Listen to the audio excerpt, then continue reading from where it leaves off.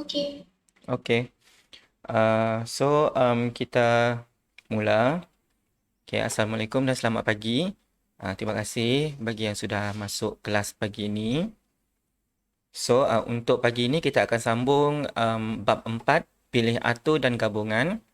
Subtopik yang terakhir iaitu menyelesaikan masalah yang melibatkan gabungan dengan syarat tertentu. Untuk subtopik yang terakhir 4.2, gabungan. Awak boleh rujuk buku teks muka surat 135. Sediakan kalkulator sebab lepas ini kita akan ada cuba tekan kalkulator sikit. Okay, so untuk hari ini kita akan tengok satu sahaja hasil pembelajaran iaitu murid akan dapat menyelesaikan masalah melibatkan gabungan dengan syarat tertentu. Okay. Excuse me. Kata kunci dekat sini ialah syarat tertentu. Okay, sebab dalam pengiraan kita memang perlu ambil kira syarat. Okay, kita ambil kira syarat. Okay, yang baru masuk boleh tengok buku teks muka surat 135. Okay, so sebelum kita tengok langkah-langkah pengiraan apa semua, kita recall, ulang kaji dulu. So, gabungan, apakah dimaksudkan dengan gabungan? Gabungan ialah proses pemilihan objek tanpa mengambil kira susunan dan urutannya. Okey, tanpa mengambil kira susunan dan urutannya. Berbeza dengan pilih atur. Kalau pilih atur, susunan dan urutannya kita ambil kira. Siapa yang kita ambil dulu, siapa yang kita ambil kemudian, siapa di sebelah kiri, siapa di sebelah kanan, itu adalah untuk pilih atur. So, untuk gabungan, yang itu tidak diambil kira. Asalkan dia punya susunan, dia punya cara ataupun bilangan itu ialah gabungan dia tu sama. Contoh, kalau saya di sebelah kiri, kawan, Cikgu Liom. Contoh, saya sebelah kiri Cikgu Liom. Maksudnya Cikgu Liom di sebelah kanan saya. Itu pilih atur. So, ada dua susunan. Cikgu Liom juga boleh berada di sebelah kiri saya. Saya berada di sebelah kanan Cikgu Liom. Itu pilih atur. Susunan, dia punya aturan itu diambil kira. Kalau gabungan, asalkan saya dengan Cikgu Liom. Itu dianggap sebagai satu sahaja cara. Okay. So, dekat sini dia bagi contoh, memilih 2 orang daripada 5 orang murid untuk menyertai satu pertandingan. Itu contoh dia. Maksudnya 2 orang itu tak kisah siapa-siapa pun. Dia ambil sekaligus serentak dua orang daripada 5. Dia tak semestinya, okey, kita ambil A dulu, lepas itu B. Kita ambil B dulu, lepas itu C. Itu adalah pilih atur. Okey, so kalau gabungan, tak. Asalkan 2, ngap sekaligus. Okey. Lepas itu, untuk bilangan R objek yang dipilih daripada N objek berlainan diberi oleh. Okey, yang ini maksudnya adalah kita ada N, C, R. Maksudnya N ialah jumlah objek. Jumlah objek C adalah combination ataupun gabungan dan R adalah kita punya bilangan objek yang diambil. So, ini kita sudah tengok sebelum cuti hari itu. NCR. N adalah jumlah objek. C adalah untuk gabungan ataupun dalam bahasa Inggeris combination. Dan R ialah bilangan objek. Bilangan objek yang kita ambil.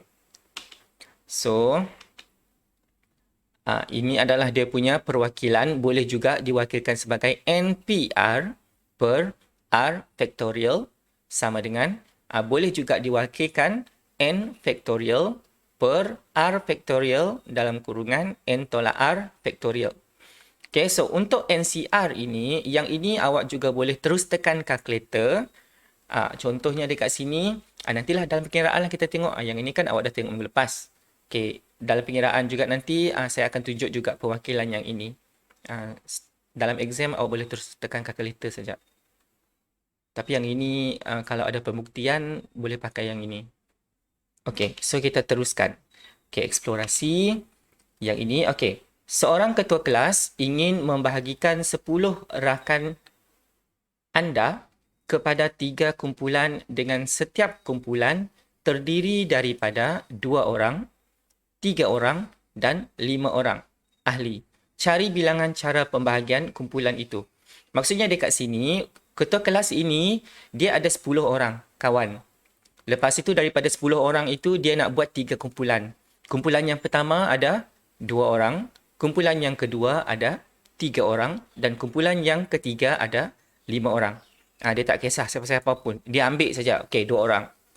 3 orang. 5 orang. Dia ambil saja macam itu. Okey, so dekat sini, menyelesaikan masalah melibatkan gabungan dengan syarat tertentu. So dekat sini, saya highlightkan syarat perlu diambil kira terlebih dahulu. Sama juga dengan permutation.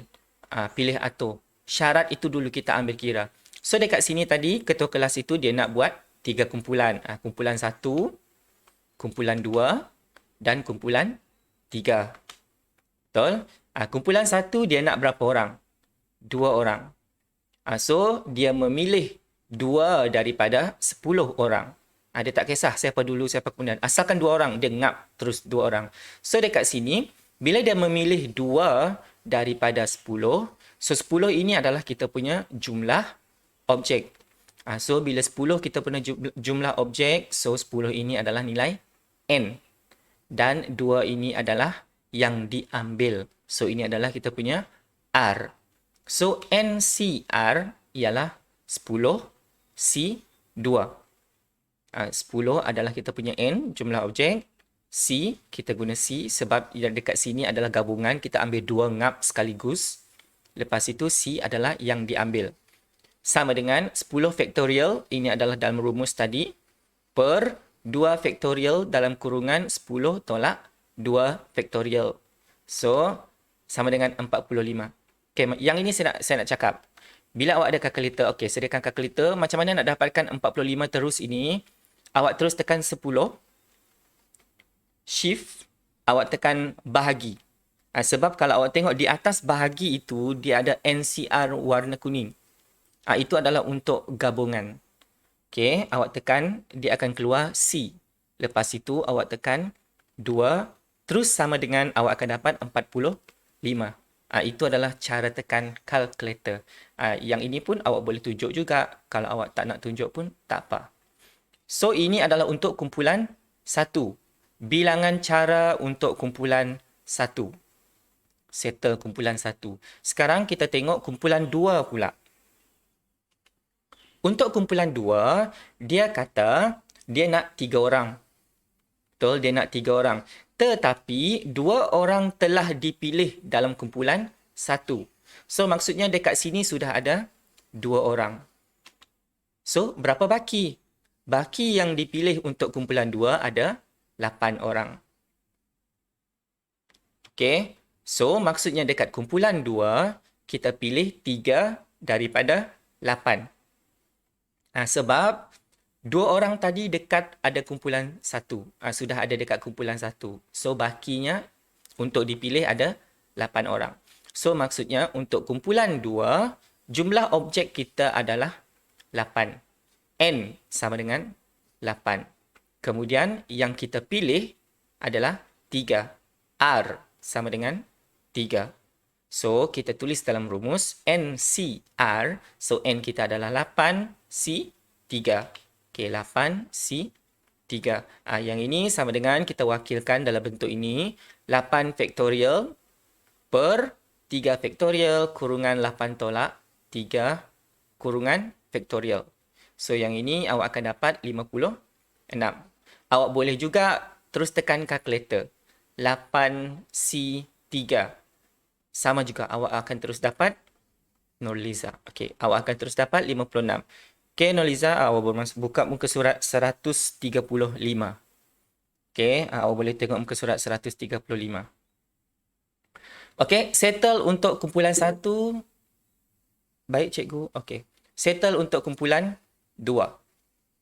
Sekarang kita tengok pula kumpulan 3. Tadi dekat kumpulan 1, dia sudah pilih 2 orang. Kumpulan 2, dia sudah pilih 3 orang. So, berapa baki dia? Dekat sini kita sudah ada 5 orang. Sebab dekat kumpulan 1 tadi ada 2. Dekat kumpulan 2 tadi ada 3. So, maksudnya 5 orang sudah dipilih. Betul? So, bila 5 orang sudah dipilih, berapa baki untuk dipilih dalam kumpulan 3? So, baki yang ada untuk dipilih dalam kumpulan 3 ialah 5. So, maksudnya dekat sini, kita pilih 5 daripada 5. Walaupun dia macam, tak payahlah kira. Tapi kita tetap juga tulis. 5 orang baki ini kita nak pilih 5 daripada 5. So, maksudnya 5 adalah jumlah objek dan 5 adalah dipilih.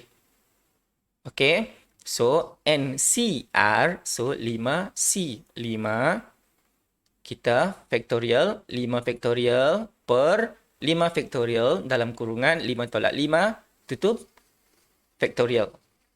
So, kita akan dapat 1.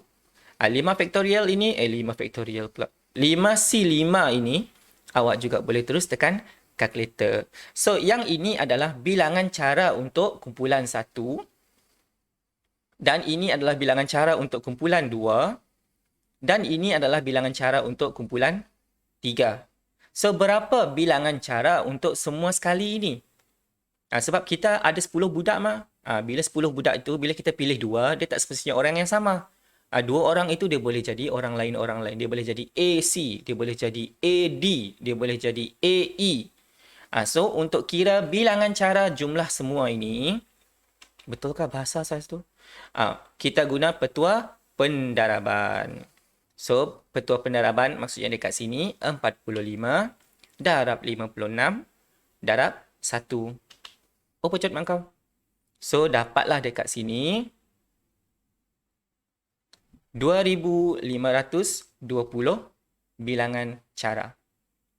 Okay, so dekat sini tujuan saya asingkan dia kepada 3 ini supaya awak nampak.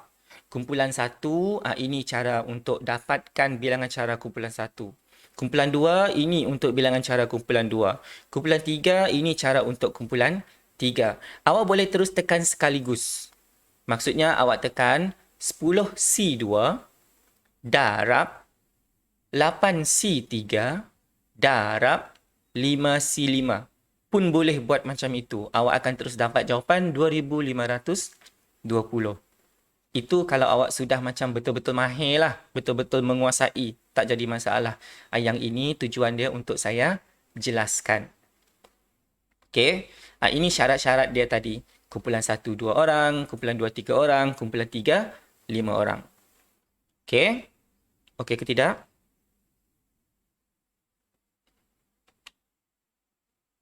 Okay. Tak ada jawapan. So, saya anggap sebagai okay lah. Contoh 17 muka surat 135. Okey. Satu pasukan bola sepak terdiri daripada 17 orang pemain tempatan dan 3 orang pemain import.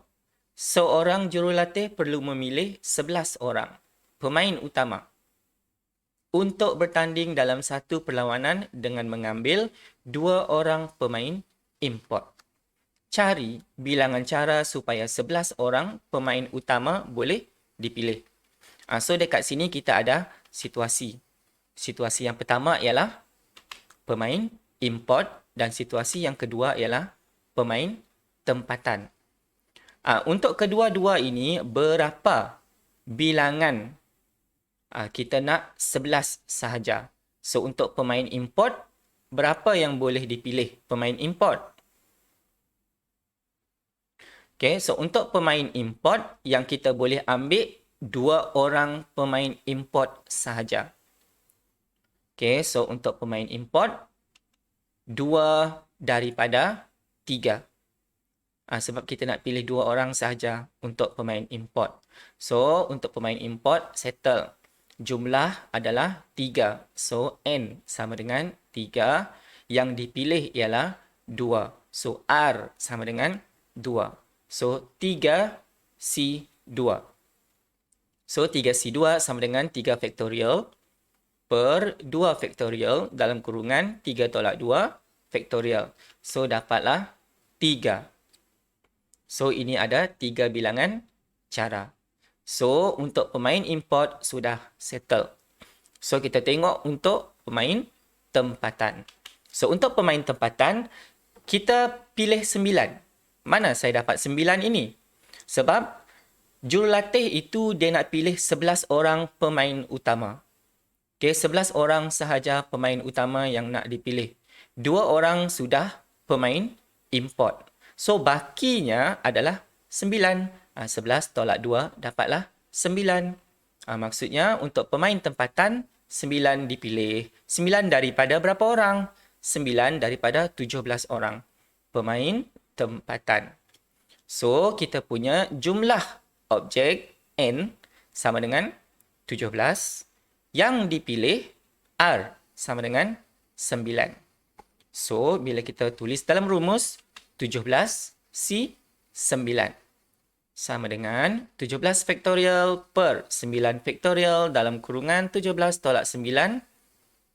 Yang ini adalah N faktorial per R faktorial dalam kurungan N tolak R faktorial. So, dapatlah 24,310 bilangan cara. So, ini adalah cara untuk memilih pemain tempatan. So, bilangan cara untuk memilih semua ini, kita nak semua ini sebagai pemain utama. So, pemain import darab pemain tempatan dengan menggunakan petua pendaraban. So, 3 darab 24,310 sama dengan 72,930 bilangan cara. Nak pilih 11 orang. Okay, ini adalah gabungan. So, dekat sini, kalau awak macam sudah faham situasi, sudah mahir dengan cerita, so awak boleh terus darabkan. Ini kaedah alternatif. Maksudnya yang ini kalau awak sudah faham lah, sudah faham, sudah menguasai. Tapi untuk awak guna kaedah alternatif ini macam saya risau sikit. Kadang-kadang awak tersalah tafsir cerita. Kalau awak buat macam ini, dia lebih selamat. Lebih selamat. Okay, so untuk kaedah alternatif, awak boleh terus darab 3C2 darab 17C9. Yang ini kita punya peristiwa utama tadi. Kita nak 11 orang. So, dapatlah 72,930. Macam mana nak tekan? Macam biasa. On-kan kalkulator, awak tekan 3. Awak tekan shift, bahagi. Sebab kita nak C itu. So, C awak tengok dalam kalkulator yang warna kuning. So, 2, awak tekan sahaja 2. Kemudian darab 17, shift, bahagi untuk dapatkan C, 9. Terus dapat jawapan 17,900. 17 pula. 72,930. Okey. Faham tak macam mana proses dia dekat sini? Kita nak pecahkan dia. Untuk gabungan yang ini, untuk gabungan yang ini. Lepas tu gabungan semua. Okey. Boleh saya teruskan? Ada soalan? Okey, tidak ada. Siap. Yang ini kalau awak betul-betul faham lah. Tidak menjadi masalah. Dalam exam pun awak boleh guna kaedah alternatif ini ataupun awak nak lukis-lukis macam ini. Dua-dua diterima. No problem. Wait, terus keluar jawapan. Lupa. Okay, contoh 18 muka surat 136. So, hari ini memang tak lama sebab untuk subtopik ini memang saya sengaja tinggalkan. Sebab minggu lepas kan macam lama sangat kan. Okay, so contoh 18 muka surat 136.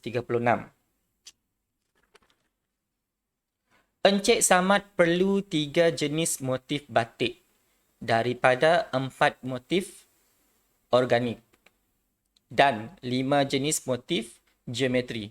Faham tak cerita ni? So, dekat depan Encik Samad, dia ada 4 jenis motif organik dan 5 jenis motif geometri. Dia nak pilih 3 jenis daripada kedua-dua motif itu. Okay. Cari bilangan cara memilih sekurang-kurangnya satu motif organik dan satu motif geometri. Okey, fahamkan cerita. Sekurang-kurangnya satu motif organik dan satu motif geometri. Maksudnya, organik mesti ada satu. Geometri mesti ada satu. Itu cara dia. Okey, so yang ini cerita dia macam besar sikit. Sebab apa? Sebab dekat sini dia kata sekurang-kurangnya. Yang itu saya merahkan. Itu paling penting. So dekat sini, kalau dia ambil satu organik dan dua geometri. Dua organik dan satu geometri. Itu sahaja pilihan yang dia ada. Sebab dia kata sekurang-kurangnya satu organik dan satu geometri. So maksudnya organik mesti ada satu dan geometri mesti ada satu. Sekurang-kurangnya. So dekat sini, kalau dekat sini memilih satu daripada 4 motif organik. Sebab organik tadi kita ada 4 motif organik. So daripada 4 motif organik itu dia nak pilih satu sahaja. So satu adalah R sama dengan 1 dan jumlah objek N sama dengan 4. So NC R 4C1. Yang ini saya buat shortcut terus. Terus tekan calculator sama dengan 4. So ini adalah untuk pilih organik. Sekarang untuk pilih geometri. Untuk pilih geometri adalah 2 daripada 5 motif geometri. Dekat sini dia kata 5 motif geometri. So macam mana saya tahu 2 ni? Sebab dalam soalan dia kata Encik Samad nak 3 sahaja. So, kalau 1 dia dah ambil organik, so 2 geometri. Macam itu. So, kita punya jumlah objek N sama dengan 5 dan objek yang dipilih R sama dengan 2. So, NCR, so dapatlah 5C2. So, terus tekan kalkulator. Dapatlah 10. So, untuk bilangan cara satu organik dan 2 geometri, yang ini kita cuma darabkan. So, 4 darab 10 dapatlah 40. Ini adalah bilangan cara untuk satu organik dan 2 geometri. Okey? So, sekarang macam mana pula kalau 2 organik dan 1 geometri? Sebab dia kata sekurang-kurangnya sekurang-kurangnya 1 geometri. So, bila 1 geometri, mestilah 2 organik. So, memilih 2 daripada 4 motif organik. So, sama macam yang sebelah ini tadi. Tapi dekat sini awak mesti pandai macam pandai membayangkan cerita itu. Itu yang saya maksudkan minggu lepas. Dia jadi susah bila macam awak tak faham cerita. So, memilih 2 daripada 4 motif organik. So, kita punya jumlah objek N sama dengan 4, R sama dengan 2. So, NCR, so 4C2. Ataupun from 4, choose 2. Macam itu cikgu saya ajar dulu. So, from 4, choose 2. So, kita akan dapat 6. Tekan saja kalkulator. And then dekat sini untuk geometri. Memilih 1 daripada 5 geometri. Kenapa 1? Sebab 2 tadi kita dah ambil organik. So, 1 lah lagi tinggal. Sebab Encik Samad cuma nak ambil 3 jenis sahaja. So, 1 daripada 5 geometri. So, kita punya N sama dengan 5, R sama dengan 1. So, 5C 1 sama dengan 5. Tekan saja kalkulator. So, ini adalah cara untuk geometri. Kemudian, bilangan cara untuk semua ini, sekiranya Encik Samad ambil 2 organik dan 1 geometri, amat kocicak. So, 6 darab 5. So, dapatlah 30. Okay. So, kemudian semua ini sekali, jumlah bilangan cara Encik Samad kalau dia ambil 1 organik, 2 geometri, atau kalau dia ambil 2 organik, 1 geometri. So, jumlah kedua-dua ini pula ialah 40 tambah 30 sama dengan 70. Okay. Yang ini kalau awak nak macam buat secara berhati-hati. Okay, kalau dia pilih 1 organik, 2 geometri. 1 organik, okay, 1 daripada 4. Yang ini awak nak buat macam slow-slow. Step by step. Okay, tapi kalau awak sudah mahir, faham cerita, awak boleh terus buat macam ini. Ini adalah kaedah alternatif. Senang. Yang sebelah ini, sekiranya Encik Samad mengambil 1 organik dan 2 geometri. So, terus 4C1 darab 5C2. Tambah.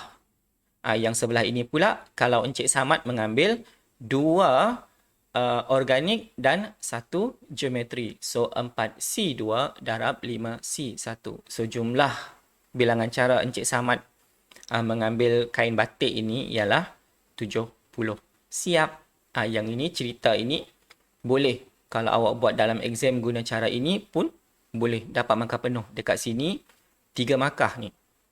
Kalau awak nak buat macam ini, awak susun-susun, no problem. Tak jadi masalah. Slow-slow. Okay. So, itu sahaja sebenarnya untuk hari ini. Okay. So, kesimpulan. Kesimpulan 1, ini adalah untuk gabungan NCR. N ialah jumlah objek, R ialah bilangan objek yang dipilih. Dan NCR juga boleh diwakilkan NPR per R factorial sama dengan N factorial per R factorial kurungan N tolak R factorial. Yang ini sebenarnya berguna sekiranya soalan minta pembuktian. Okay, kita tak tahu silibus awak ada ke tidak pembuktian.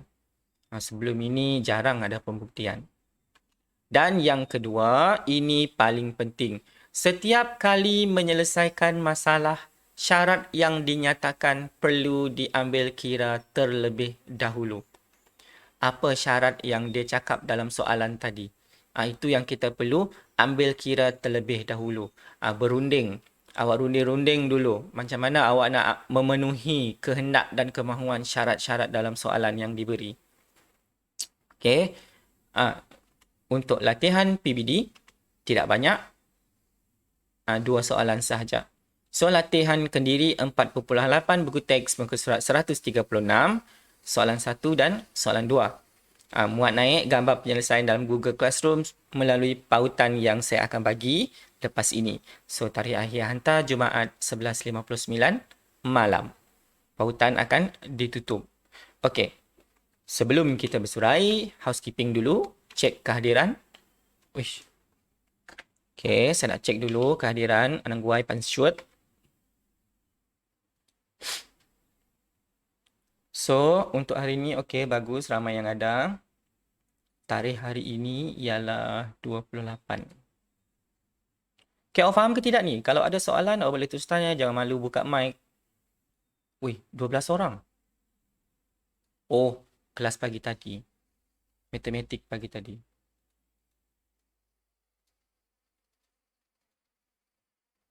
Sekejap ya. So, yang pertama, Nur Alani, okey, sudah isi. Yang kedua, Frederick sudah isi. Yang ketiga, Edelweiss sudah isi. Nur Arisha sudah isi. Melvin Edric sudah isi. So, yang saya nampak dekat sini yang belum is Ediles, Gurang. Saya belum. Dominic Jiram pun belum. Okey, yang belum boleh isi dekat group description. Ada link tree dekat situ. Awak klik kehadiran PDPR. Okey, awak boleh isi selepas ini. Jangan risau, link itu biasanya saya tutup petang biasanya. Okey. So, untuk pagi ini itu sahaja. Terima kasih. Semoga usaha kita ini membuahkan hasil. Jaga keselamatan, jaga diri. Anang regap. Okey, jangan lupa belajar sebab awak SPM. Okey. Thank you cikgu. Baik cikgu. Okey, terima kasih semua. Terima kasih Nurliza Azwa. Okey. Terima kasih. Okey, sama-sama. Boleh bersurai. Okey, terima kasih.